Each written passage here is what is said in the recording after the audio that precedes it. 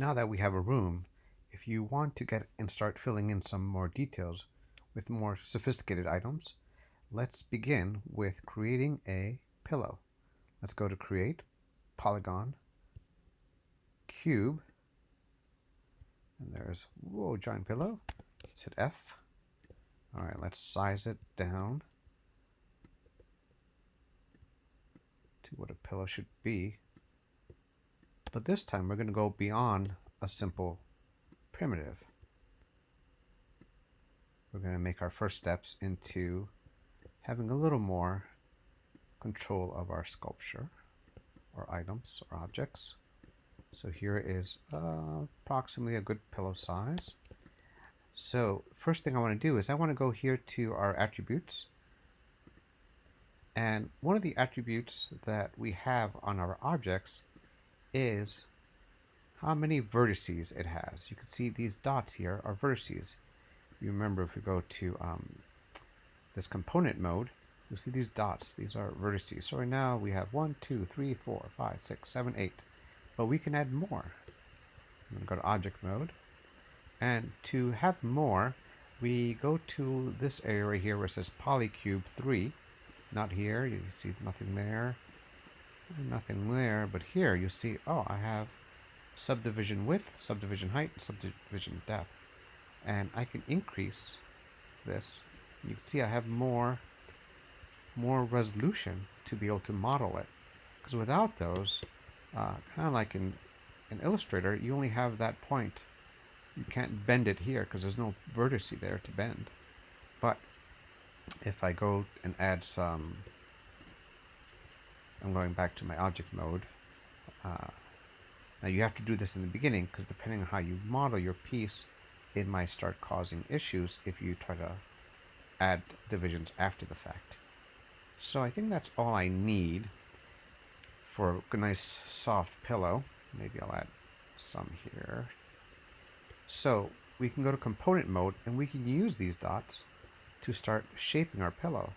So for example, I can click on this dot, shift select that dot, shift select that dot, shift select that one, and that one. I can bring all these down. Or of course I can do these dots and bring them down all together so that it keeps things symmetrical. So pillows of course also are curved in the front, so I can, sometimes in 3D you have to kind of be careful where you're looking at. You have to move the pillow somewhere else and then, okay. So here now I have a nice little kind of soft contour. Maybe I'll bring the corners down a little bit more. And bring it down. And maybe here at the bottom I'll just kind of bring it up a little bit. You know, of course we can go a lot crazier, but if this is your intro, let's keep it somewhat simple. So 1, 2, 3. I can pull this out and down. 1, 2, 3. Pull this out and down.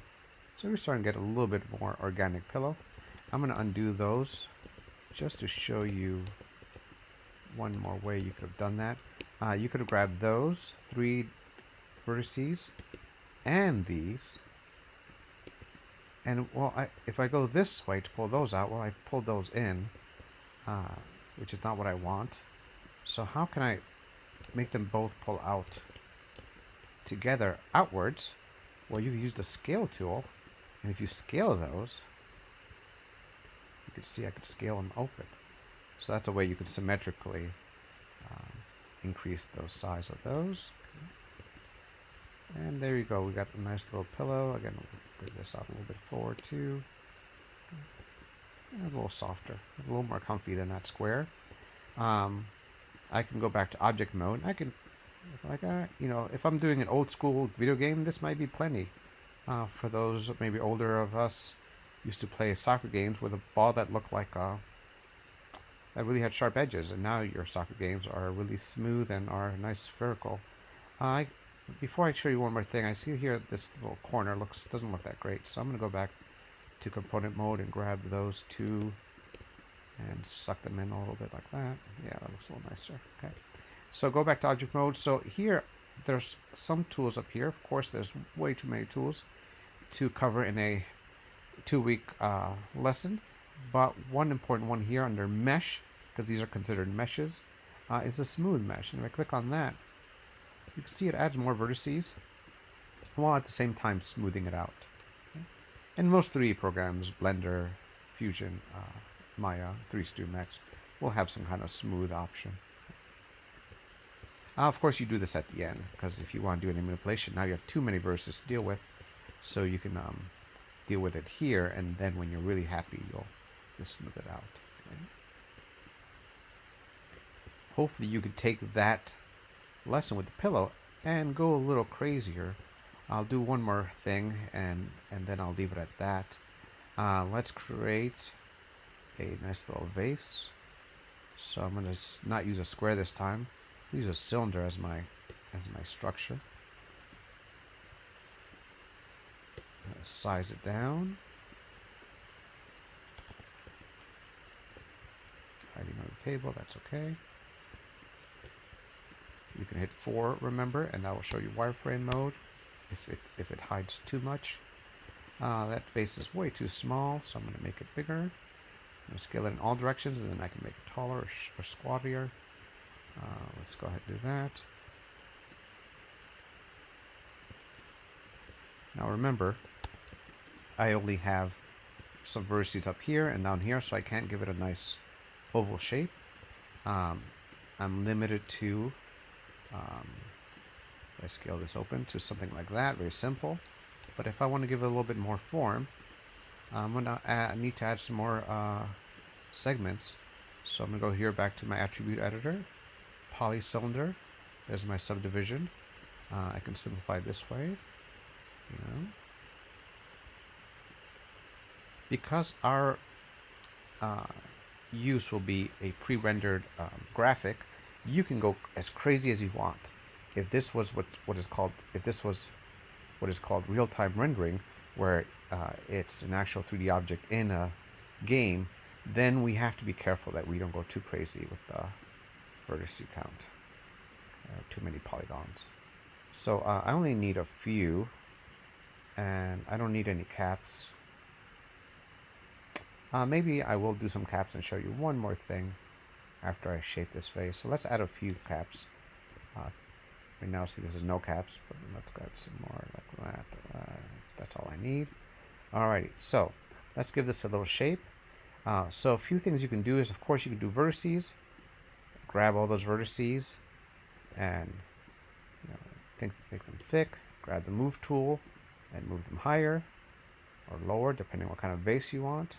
Remember, you can grab all of these, and that will grab the ones behind too, and bring them all down.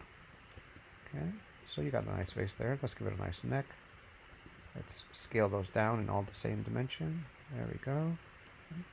Now, the reason I did these the extra thing I want to show you is that right now we've been dealing with vertices, but you can right-click. You got to hold it. If you don't hold it long enough, it will disappear. But you hold it long enough. This is how we added a new material. Up here, you also can grab in vertex mode, which is what we're in, but you can also grab edge mode or face mode. Grab edge mode, you can grab this edge and do everything we've done with the vertices, but to a whole edge. Okay. Now, up here, I don't want to deal with edges. I want to deal with all these faces and push them down to create a hole. So I'm going to right-click and go to face mode. And you see here I can grab face, face, face, face, face. And I'm right now shift selecting, although there are shortcuts to grab all these all at once. For now, let's not get into that too much. Alright. Oops. Hit F. And it'll zoom in on only my selection, which is really nice. So you see I have all those faces. Now, if I pull them down now, it creates a very sharp-edged vase, which is fine. It looks nice. It's great. However, if we want to be a little more realistic, or we actually want to 3D print this, if we do this 3D print is going to have issues at the edge, because that edge is really razor thin, and it will kind of start crumbling even in a 3D printer, if the 3D printer succeeds in even trying to attempt that. So if we want an edge, let's give it an edge. Let's grab the scale tool and let's give it that much of an edge. That's fine. But then we want to push all of this down. Again, right now it would still create that thin top, and I don't want that. I want to grab all these pieces and just push them down while leaving these unselected pieces where they are. That process is called extrusion or extrude, and that would be here under Edit Mesh, Extrude. You click on that. Now when you grab the Move tool and you push down, look what it does. You see how it doesn't mess with the... It made an extra edge right there, you see? And so you can bring it down. Now if we go too crazy, right, that's straight down while it's going through the vase. So what do?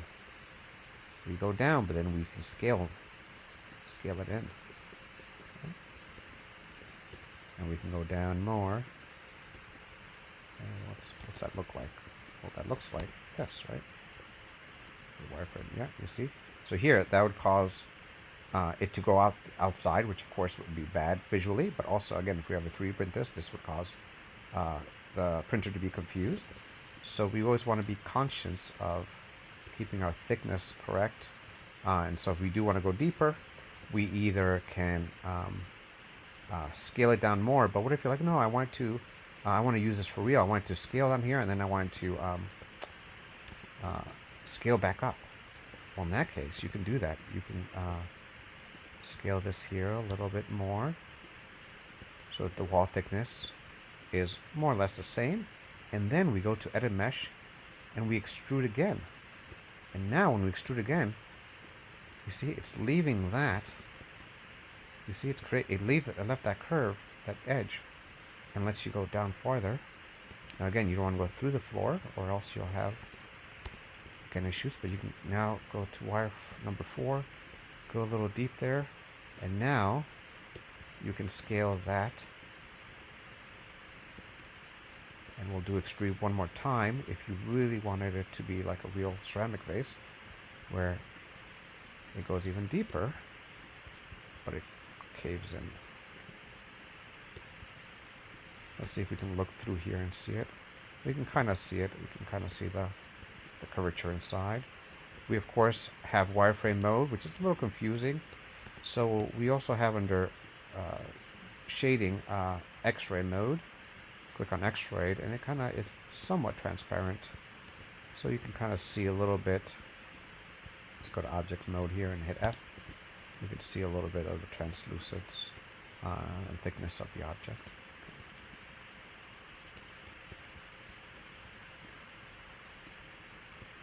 And lastly, of course, if you like your vase, but you want to give it a little more smoothness to make it look more like ceramics, well, we go to Mesh, Smooth, Mesh, Smooth, and of course, now we have a piece that looks a little more ceramic-like.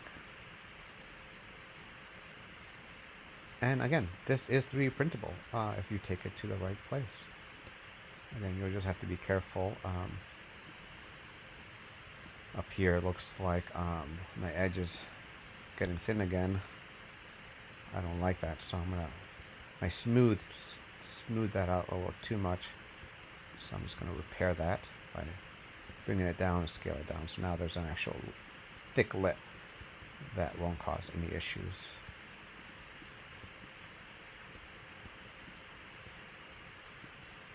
Hope you can have fun with those tools, and I look forward to seeing what you make.